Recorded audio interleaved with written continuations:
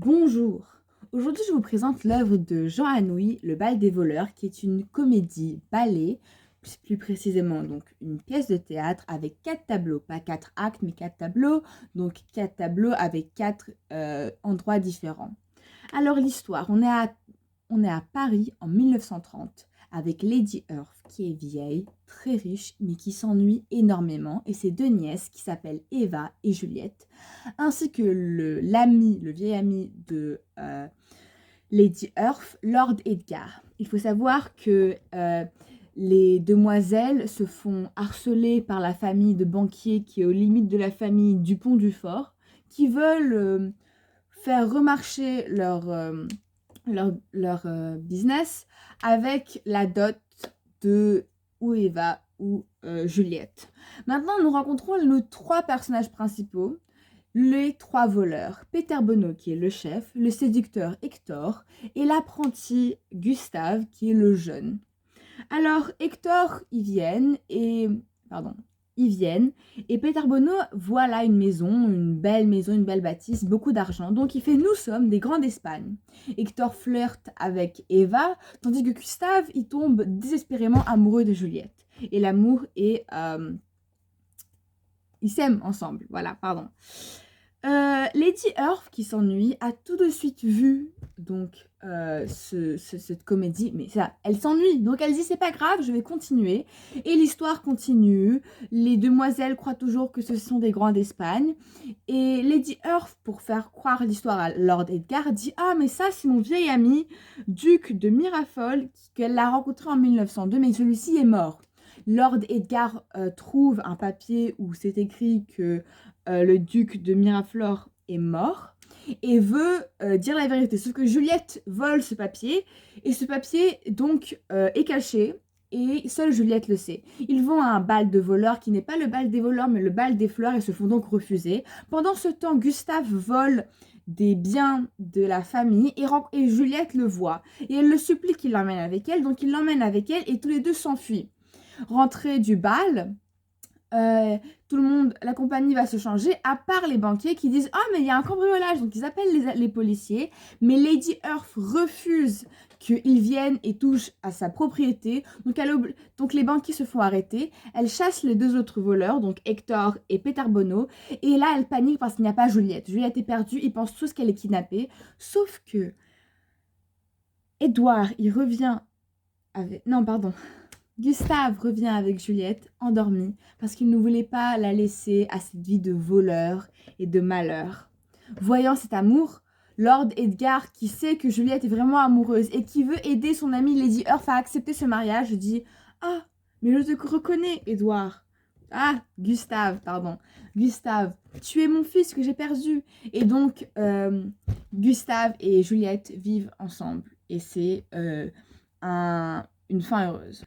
J'ai choisi cette œuvre parce que sur les 4 œuvres, c'était celle que je savais que j'allais comprendre parce que La cantatrice chauve, c'est un peu trop abstrait pour moi. Et celle-ci avait une intrigue spéciale. On savait c'était le cambriolage, qui n'a pas trop réussi. Et j'ai aussi aimé ces voleurs. C'est les voleurs les personnages principaux, alors que je n'ai pas vraiment lu beaucoup d'œuvres qui datent d'avant le 21e siècle, où les personnages principaux sont un peu des anti-héros, qui commettent un peu de mal, mais qui à la fin c'est du bien. Et ici, le personnage principal, bah, c'est un voleur. Il est vraiment sur la ligne entre le bien et le mal. Et j'avais vraiment aimé, vraiment à la fin, quand j'avais lu un peu sur les résumés, j'ai vu histoire, fin heureuse, et j'ai fait « Ah, pour une fois qu'il y a une histoire heureuse !» Donc j'ai décidé de prendre cette œuvre pour lire et pour l'étudier. Et je suis très, très heureuse parce que les thèmes, c'est le thème entre le destin, le dilemme, entre le choix personnel, le bien et le mal, les libertés, le pouvoir et la manipulation, et l'amour et le désir.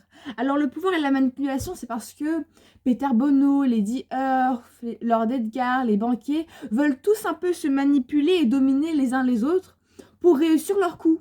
Les banquiers veulent avoir la dot et les voleurs veulent avoir l'argent. Il y a aussi ce thème de choix personnel où, malgré le fait qu'il ait l'argent, qu'il ait Juliette, Gustave décide quand même de ramener Juliette, qui montre qu'il a fait un choix où il décide que ça vaut pas la peine. L'amour est plus fort que son égoïsme, que cette envie de vivre sainement. Et à la fin, le destin fait en sorte que Lord Edgar, aimant tellement Lady Earth et aimant cette amitié, décide de dire que Gustave est son fils perdu, et donc il y a une belle fin, et le thème c'est magnifique. Et cette morale, c'est un peu cette morale qui critique la société, qui est une société hypocrite, qui est une société fausse, qui fait la comédie, comme on le voit au bal, qui n'est pas, et surtout on le voit avec les banquiers. Et on voit ces individus, qui sont donc nos voleurs, qui sont pas vraiment les héros habituels, qui sont confrontés à des choix moraux complexes, surtout Gustave avec Juliette et l'amour, dans un monde qui est donc corrompu parce que les banquiers, l'exemple. Et enfin, c'est cette thématique de voleurs qui sont pris au piège d'une société hypocrite et injuste, et ils veulent trouver leur place.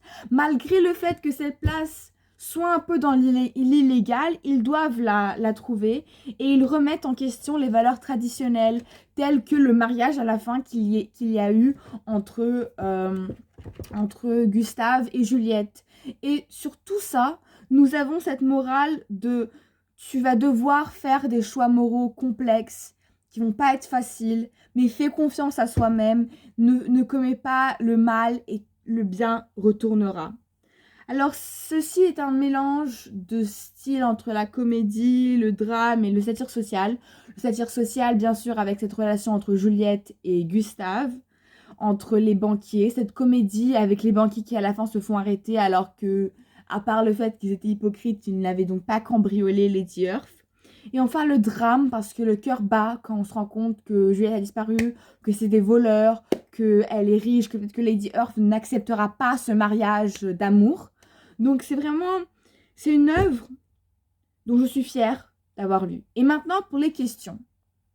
Les questions sont les suivantes. Donc d'abord, comment les choix personnels de Gustave et Lord Edgar reflètent sur la bonté et la positivité de l'humain? Tout d'abord, nous avons Gustave qui est un voleur, qui est donc un homme qui n'a pas de statut, qui n'a pas d'argent, et il se retrouve face à Juliette qui a un statut, qui est riche, qui est la nièce de Lady Earth.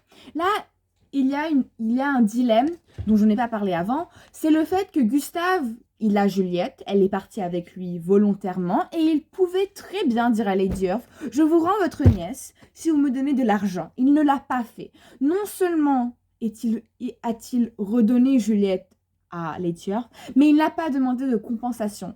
Il s'attendait peut-être que celle-ci appelle la police due au kidnapping de sa nièce. Il s'attendait à maintes fin de dire l'histoire, et pourtant il n'en a pas eu, parce qu'il a eu une positivité de la nature humaine, et Gustave a été bon, donc Lady Earth est bonne. Mais maintenant sur le choix de Lord Edgar, qui entraîne une problématique que nous ne pensons même pas jusque après la lecture de l'œuvre. Lord Edgar dit que Gustave est son fils perdu. Cela entraîne le fait que après la dot, Gustave la recevra, ce sera un mariage, mais pour la société et pour le monde entier, même Eva qui ne connaît pas la vérité, Lord Edgar est le père de Gustave.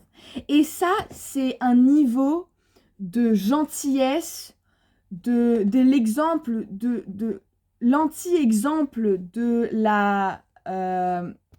l'égoïsme, l'anti-égoïsme de Lord Edgar, où il est prêt à dire au monde entier que Gustave est son fils, et même peut-être prêt à le financer pour le futur. Lord Edgar, vraiment, il a sauvé cette pièce, je vous jure. Deuxième question, comment Jean Anouilh brouille-t-il la frontière entre le bien et le mal? Tout d'abord, ces personnages sont des personnages gris, c'est des voleurs, c'est des gens qui commettent des actes illégaux, et pourtant, ici, dans la pièce, c'est les personnages principaux. Il les brouille surtout avec Gustave. Encore une fois, ce dilemme moral de Gustave entre l'argent, l'amour, eh bien, il montre que malgré le passé de l'individu, en question, il peut encore commettre des bons choix moraux. Et là, simplement, on voit à quel point Jean Anouilh a joué avec le bien et le mal, a montré que malgré ces voleurs, la société n'est pas, elle, aussi bonne, elle est hypocrite, elle est corrompue, et il a vraiment mélangé, et il a créé ici même, je crois, la notion de anti-héros et de personnages où la morale est un peu grise. Ils sont ni méchants ni gentils. Merci pour votre attention et bonne journée.